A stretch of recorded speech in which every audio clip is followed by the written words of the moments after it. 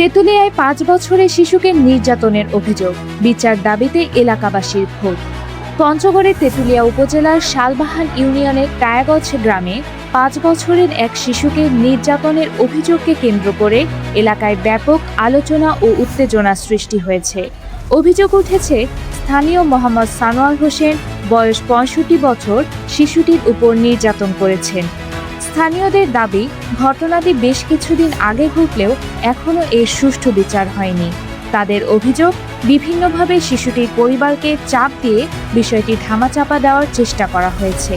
এ নিয়ে দীর্ঘদিন ধরে সামাজিক যোগাযোগ মাধ্যমেও চলছে আলোচনা সমালোচনা।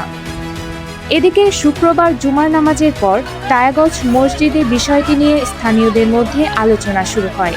স্থানীয়দের ভাষ্য অনুযায়ী আলোচনার এক পর্যায়ে অভিযুক্ত সানোয়ার হোসেনের ভাতিজা মোহাম্মদ কামাল একজনকে উদ্দেশ্য করে আপত্তিকর মন্তব্য করেন। তিনি বলেন, তোর মেয়ের উপরে কি উঠেছে? তোর মেয়েকে কি ধর্ষণ করেছে? এ ঘটনায় এলাকাবাসীর মধ্যে ক্ষোভ ছড়িয়ে পড়ে। কেউ কেউ কামালের বিরুদ্ধে তাৎক্ষণিক বিচারের দাবি জানান, এমনকি তাকে জুতার মালা পরানোর কথাও বলেন এলাকাবাসী। তবে স্থানীয় কয়েকজন ব্যক্তি পরিস্থিতি শান্ত করার চেষ্টা করেন।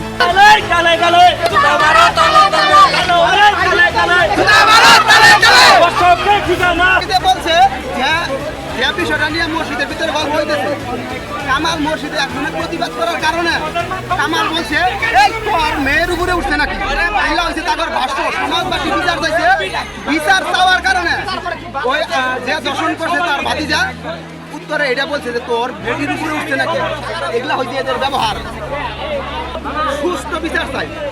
পরে স্থানীয়দের সিদ্ধান্ত অনুযায়ী আগামী রবিবার অভিযুক্ত সানোয়ার হোসেন এবং তার ভাতিজা কামালের উপস্থিতিতে বিষয়টি নিয়ে সামাজিকভাবে বিচার বসানোর কথা জানানো হয়।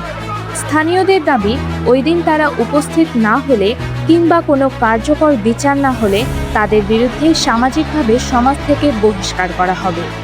অন্যদিকে এলাকাবাসীর আরও অভিযোগ, শিশুটির বাবা থানায় মামলা করতে গেলে তার মামলা নেওয়া হয়নি। কেন মামলা গ্রহণ করা হয়নি, এ নিয়ে পুলিশের কাছে প্রশ্ন তুলেছেন তারা। স্থানীয়দের দাবি, এতদিন পার হয়ে গেলেও অভিযোগটির সুষ্ঠু তদন্ত ও আইনগত ব্যবস্থা না হয় বিষয়টি বারবার পিছিয়ে যাচ্ছে। শুক্রবারও বিচার হওয়ার কথা থাকলেও শেষ পর্যন্ত তা আগামী রবিবার পর্যন্ত পিছিয়ে দেওয়া হয়েছে। এ ঘটনায় এলাকাবাসী দাবি জানিয়েছেন, কোনো প্রভাব, চাপ কিংবা আপোষের কারণে যেন শিশুটির ন্যায় বিচার বাধাগ্রস্ত না হয় এমন দাবি জানিয়েছেন। Aroni Haque Sithi, C8 global news, Tetulia, Panchagarh.